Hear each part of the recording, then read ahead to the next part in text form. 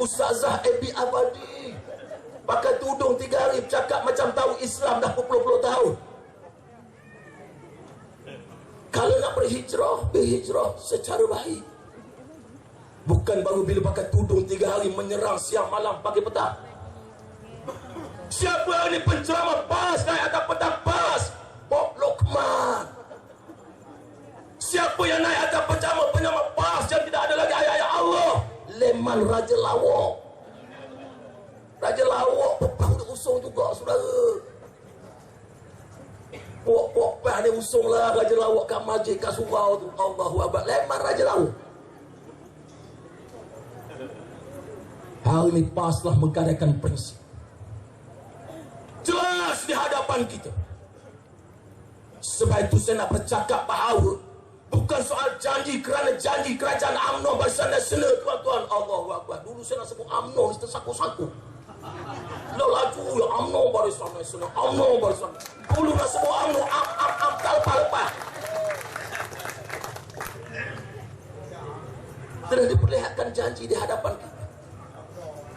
Cuma yang saya nak beritahu, kalau Pakatan Pembangkang menang, kita akan berhadapan dengan satu ancaman yang cukup besar. Kita sudah dinantikan dengan ancaman. Apa ancaman, saudara? Pertama ialah ancaman akidah. Jenayah akidah.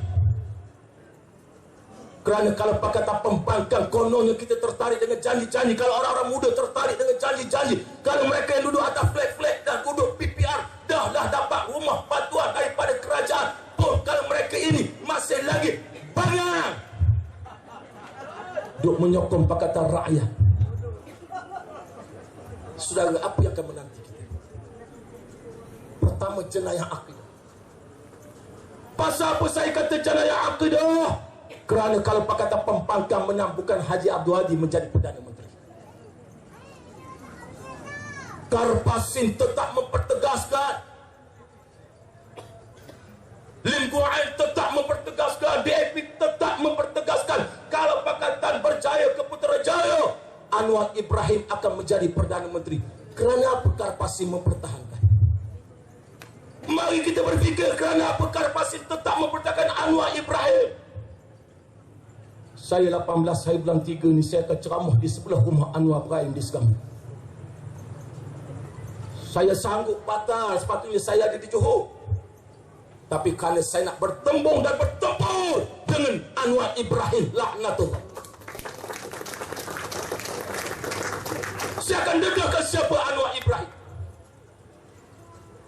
Pasal apa Anwar Ibrahim nak diangkat sebagai Karpasin sebagai Perdana Menteri? Sebab Karpasin tahu rahsia yang cukup banyak, sehingga Karpasin menyatakan bahawa Anwar Ibrahim seorang kaki peliwat. Ini dinyatakan oleh Anwar Ibrahim dalam Dewan Rakyat 1997. Sebab itu dia nak mengangkat Anwar Ibrahim, kerana dia dapat menguasai Anwar Ibrahim kerana banyak rahsia yang berada dalam tangan DAP. Apa makna PAS membuat himpunan hijau ke Putrajaya? Apa makna PAS membuat himpunan hijau ke Putrajaya, peringkat daerah, peringkat negeri, peringkat kebangsaan, yang akhirnya PAS hanya melihat saja Anwar Ibrahim menjadi Perdana Menteri? Hatta bukan sekadar Anwar Ibrahim nak diangkat menjadi Perdana Menteri, ada usaha untuk membunuh karier politik Presiden PAS. Orang-orang PAS dengar, faham, ada usaha untuk membunuh karier politik Haji Abdul Hadi. Sebab Anwar sedar Haji Abdul Hadi lah antara yang menjadi ancaman dia untuk menjadi Perdana Menteri. Apa antara usaha untuk membunuh karier politik Haji Abdul Hadi? Pertama, apabila dalam pertandingan dalam muktamar PAS pada tahun 2011 untuk memilih presiden dan ahli jawatan kuasa, bahawa di sana sudah ada satu konspirasi untuk menjatuhkan ulama-ulama, ustaz-ustaz dalam PAS. Lalu di sana apabila PAS kawasan Bukit Bintang mula-mula bermesyuarat tidak mencalonkan Haji Abdul Hadi sebagai presiden. Bukit Bintang wilayah persekutuan. harapan kawasan-kawasan lain. Kawasan ni tuan-tuan, kalau dalam UMNO bahagian dalam PAS dipanggil kawasan, dalam PKR dipanggil cabang. Ini lidah cabang ya semua. Saya juga merupakan bekas yang dipertua PAS kawasan Subang. Saya ni kan ikut standard, saya sama dengan Datuk Safi, dia ketua bahagian Masa Maju, saya ketua YDP PAS Subang. Saya tahu di mana Bukit Bintang dengan harapan, tapi alhamdulillah tidak disambut oleh kawasan-kawasan lain. Dan apabila mereka sedar, apabila Datuk Seri Haji Abdul Hadi tidak boleh ditumbangkan dalam melalui muktamar, lalu mereka langgar timbalan presiden. Mereka langgar Ustaz Nasharuddin Maisa selaku timbalan presiden. Kerana kalau Haji Abdul Hadi dan timbalan presiden Ustaz Nasharuddin digandingkan dan kebimbangan Anwar Ibrahim, mereka inilah yang akan memulakan langkah untuk mewujudkan UG, Unity Government, saudara. Ulama-ulama sedar pilihan raya yang ke-12 boleh menghakiskan kuasa Islam dan kuasa Melayu. Sebab itu orang bertanya kepada saya, Ustaz, apa Ustaz ada bertempih ada peta-peta UMNO sedangkan PAS ada jawatan kuasa syura ulama yang meluluskan dan memutuskan dasar-dasar perjuangan PAS. Saya kata, apa peranan jawatan kuasa syura ulama kalau keputusan nak buat UG pun akhirnya mereka senyap dan terus mereka menumbangkan Ustaz Nasharuddin Maisa, sedangkan keputusan nak wujudkan UG Unity Government PAS bersama UMNO diputuskan oleh jawatan kuasa syura ulama. Rakan-rakan saya daripada PAS, pak tahu baca harakah aja kena faham isu ni. Jangan jadi pak turut semata-mata. Ustaz Nasharuddin dicalonkan mewakili PAS. Ada 3 orang saudara jawatan kuasa syura ulama mewakilkan pertama timbalan presiden Ustaz Nasharuddin Maisa. Yang kedua Setiausaha Agong, dan yang ketiga Datuk Hassan Ali.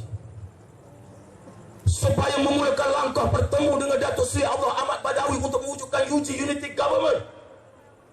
Tapi di sana ada kesilapan apabila Datuk Seri Allah Ahmad Badawi telah membocorkan rahsia ini terlebih dahulu. Ini barangkali kesilapan. Lalu apabila rahsia ini diketahui oleh Anwar Ibrahim dan Anwar Ibrahim sedar dengan UG ini, maka akan terhalang dia untuk menjadi Perdana Menteri. Sebab bagi Anwar Ibrahim matlamat perjuangan dia ialah nak jadi Perdana Menteri. Sampai Anwar Ibrahim kata dalam penjara pun, saya nak menjadi Perdana Menteri. Maka Anwar Ibrahim meletakkan syarat, kalau pilihan raya ke-13 Pakatan Pembangkang tidak menang, saya akan meletakkan seluruh jawatan saya dalam politik. Dan saya nak mengajak orang-orang Masa Maju, pastikan kita akan jangan mengundi satu undi pun pada Pakatan Pembangkang. Kita ajar Anwar Ibrahim supaya dia meletakkan semua jawatan yang politik, kerana Anwar lah yang hari ini memporak-perandakan negara. Saudara, isu di Sabah pun kerana disabitkan dengan Anwar. Perisikan Filipina, Reuters dan beberapa buah perisikan-perisikan menyatakan bahawa ini adalah perancangan Anwar. Apabila memanggil Kesultanan Sulu kononnya nak membantu. Saudara dan saudara, lalu apabila Anwar sedar, maka Anwar telah menggunakan puak-puak yang berkuasa dalam jawatan kuasa PAS yang telah menjatuhkan Ustaz Nasharuddin Maisa. Siapa puak-puak yang menguasai PAS hari ini? Bukan lagi di kalangan ulama, bukan lagi di kalangan ustaz-ustaz. Hari ini timbalan presiden PAS pusat, Mak Sabu 121. Jangan lupa sejarah bagaimana Mak Sabu yang pernah terlibat dalam masalah moral di bilik nama 121. Siapa naik presiden PAS? Mahfuz Umar. Siapa naik presiden PAS? Salahuddin Ayub, Husam Musa. Mana ulama-ulama, mana usaha-usaha yang kononnya mempertahankan kepimpinan ulama. Akhirnya apabila Anwar Ibrahim menggunakan parasi untuk menjatuhkan kepimpinan ulama, lalu akhirnya mereka langgar Ustaz Nasaruddin Maisa. Pertama. Yang kedua, apabila ada usaha untuk membunuh karier politik Haji Abdul Hadi, apabila Anwar Ibrahim mencadangkan supaya Haji Abdul Hadi bertanding di Pekan dalam pilihan raya yang ke-13, disokong oleh Ni Abdul Aziz dengan alasan presiden mesti lawan dengan presiden. Kenapa Anwar Ibrahim tidak melawarkan diri dia untuk bertemu dengan Datuk Seri Datuk Seri Najib di Pekan? Sebab Anwar Ibrahim tahu dia hanya boleh bertahan di Permata Ampau. Kalau Anwar Ibrahim bertahan di Wasa Maju pun, Anwar akan kalah di tangan Datuk Safi. Contohnya Anwar hebat tu. Memang dia hebat. Suruh tarik papan buah keranji dalam perahu. Kenapa dia tidak menawarkan diri untuk bertanding di Pekan? Dia suruh Haji Hadi. Pasal logik akalnya, kalau Haji Abdul Hadi bertanding di Pekan, kalau di Maram pun Haji Abdul Hadi pernah kalah kepada Datuk Abdul Rahman Bakor, ini akhirnya boleh membunuh karier politik Haji Abdul Hadi. Dan yang terbaru, luar lepas bagaimana dia menyalahkan Haji Abdul Hadi isu kalimah Allah. Untuk apa, saudara? Ni orang peh kena faham. Allahu Akbar. Jangan jadi pak turuk semata-mata pada Anwar Ibrahim ni.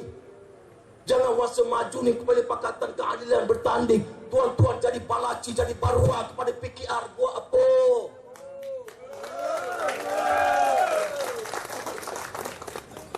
Nanti saya akan sentuh nanti insyaAllah. Kalau tak habis pukul 12.30, kita sambung 1.30 malam.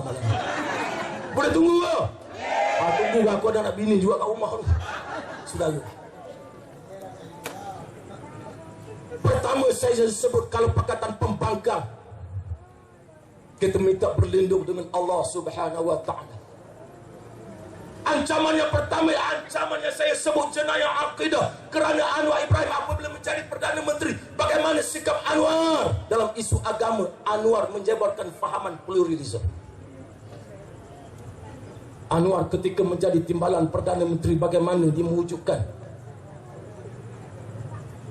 sebuah NGO yang memperkenalkan Islam ala Amerika. Dr. Ismail Faruqi antara ahli jawatan kuasa beberapa orang. Profesor Dr. Ismail Faruqi yang ditembak mati di Amerika. Rupa-rupanya Islam ala Amerika kita nampak pada hari ini.